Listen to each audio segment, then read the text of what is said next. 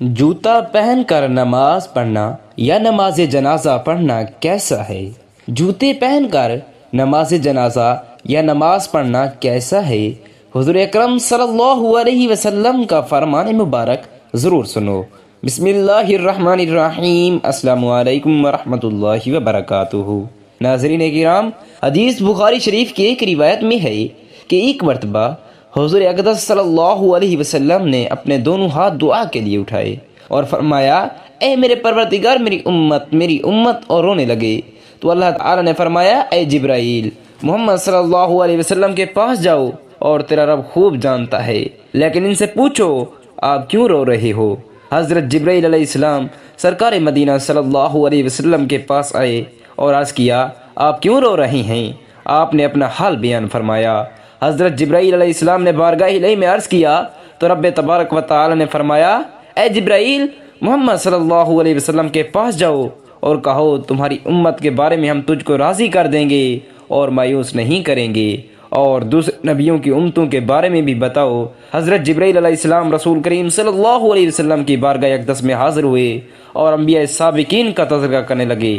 یا رسول اللہ صلی اللہ علیہ وسلم، میں نے فلاں نبی کی امت کو جہنم میں دیکھا ہے، فلاں نبی کی امت کو دوزخ میں دیکھا ہے۔ حضرت جبرائیل علیہ السلام تیزی کے ساتھ ہر نبی کا تذکرہ کرتے چلے گئے اور کوئی جھجک محسوس نہیں ہوئی، لیکن حضرت عیسیٰ علیہ السلام کا تذکرہ کرنے کے بعد یک بہ یک حضرت جبرائیل علیہ السلام کی زبان رک جاتی ہے، اس لیے کہ حضرت جبرائیل علیہ السلام جانتے تھے کہ رحمت عالم صلی اللہ علیہ وسلم کو اپنی امت سے بے پناہ محبت ہے۔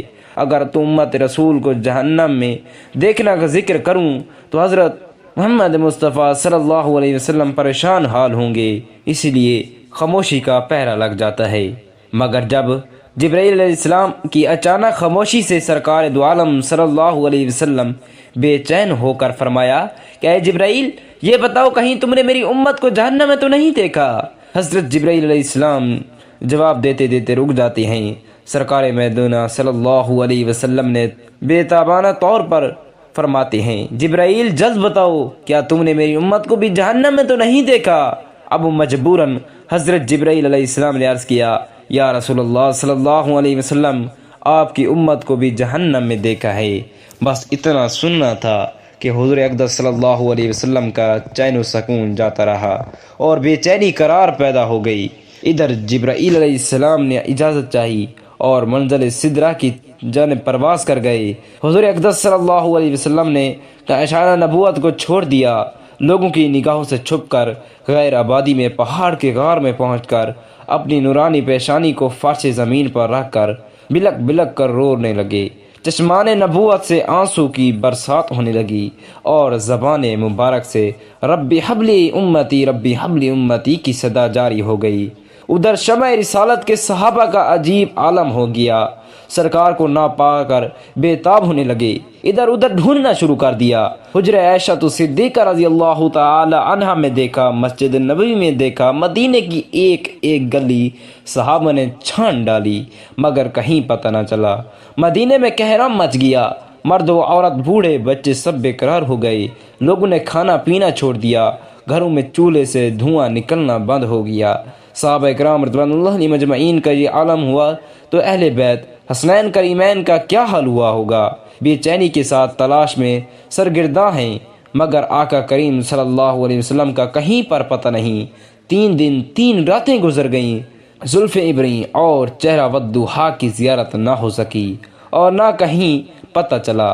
اب آبادی کو چھوڑ کر غیر آبادی میں تلاش شروع ہو گئی کہ ایک چرواہے سے ملاقات ہوئی۔ اس سے پوچھا گیا کہ کہیں تم نے ہمارے آقا کو تو نہیں دیکھا؟ اس چرواہے نے کہا، نہیں، میں نے تو اس ویرانے میں کسی شخص کو نہیں دیکھا، مگر ایک بات ضرور ہے جس سے میں خود بے حد پریشان ہوں۔ دیکھو، اس پہاڑ کے کھوہ سے آج 3 دن ہو گئے، برابر کسی کے رونے کی آوازیں آ رہی ہیں۔ کوئی رونے والا ایسا پھوٹ پھوٹ کر رو رہا ہے جس کی درد بھری آواز سن کر میری بکریوں نے چرنا اور چوگنا چھوڑ دیا۔ بس اتنا سنتا کہ صحابہ کرام رضوان اللہ علیہم اجمعین نے فرمایا کہ آج 3 دن ہوئے میرے ہمارے آقا کو صلی اللہ علیہ وسلم نے مدینے کو ناپسند کر دیا ہے۔ ہم چرواہے کی نشاندہی پر صحابہ کرام رضوانullah علیہم اجمعین دور پڑے۔ دیکھا تو ایک پہاڑ کی کھو میں پیشانی انور فرش خاک پر رکھے ہوئے سجدے میں رب حبلی امتی رب حبلی امتی کی صدائیں بلند کر رہے ہیں۔ صحابہ کرام رضوانullah علیہم اجمعین قدم ناز کو چوم کر دامن مصطفیٰ صلی اللہ علیہ وسلم سے لپٹ گئے اور عرض کیا، یا رسول اللہ صلی اللہ علیہ وسلم، سر مبارک اٹھائیے اور حجرہ مبارک میں تشریف لے چلیے۔ شہر مدینہ ویران ہو گیا ہے، شمع رسالت کے پروانے رو رو کے بے حال ہو گئے۔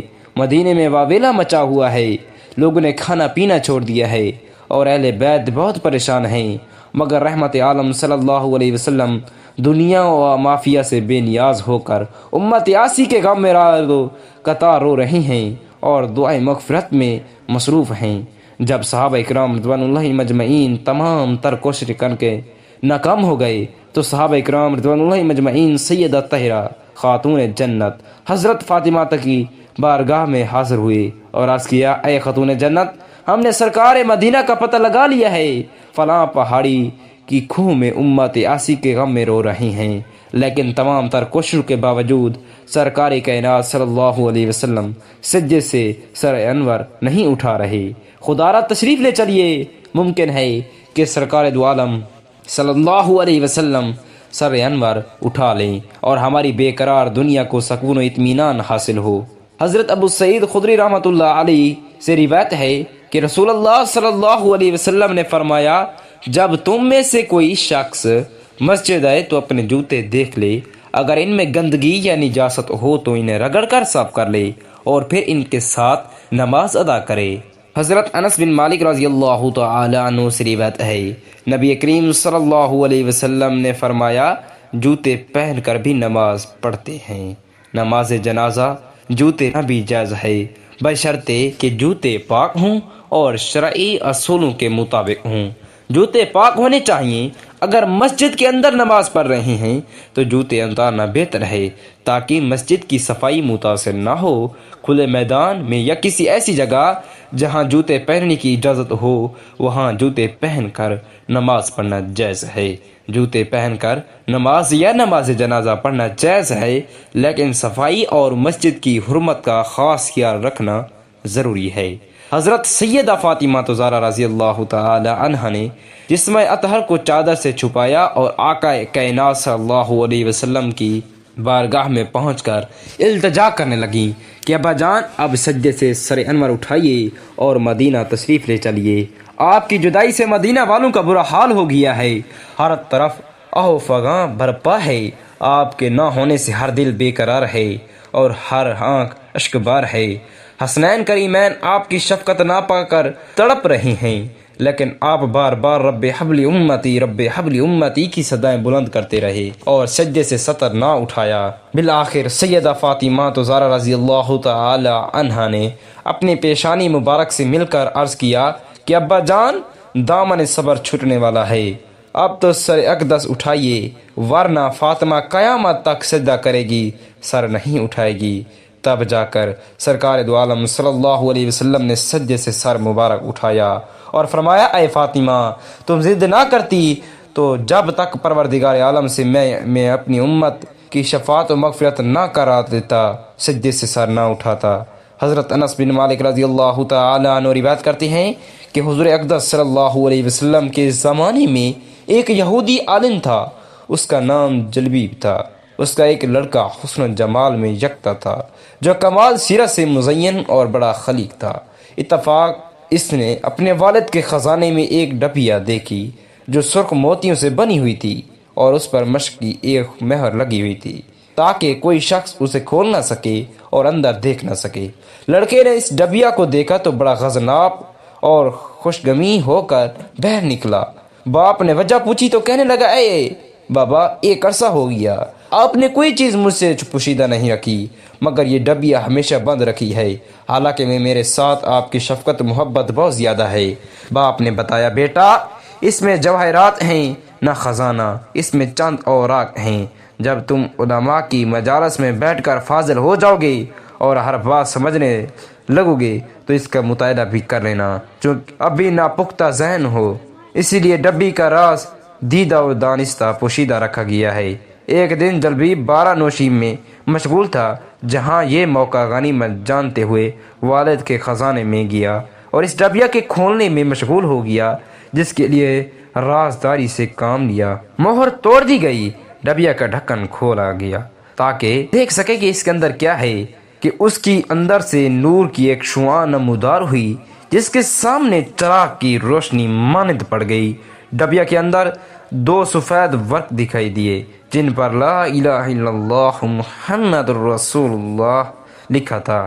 اس کلمہ طیبہ کے بعد حضور نبی کریم صلی اللہ علیہ وسلم کے اوصاف حمیدہ لکھے ہوئے تھے کہ آپ کے آبرو پوستہ ہوں گے، داڑھی گھنی ہوگی، جسے بھی اس کا زمانہ میسر ہو اس کی بات سنے، اس کا کلام قرآن ہوگا، اس کا دین اسلام ہوگا، وہ آسمانوں کو خدا کی عبادت کی دعوت دے گا، پانی سے نہیں ڈرے گا۔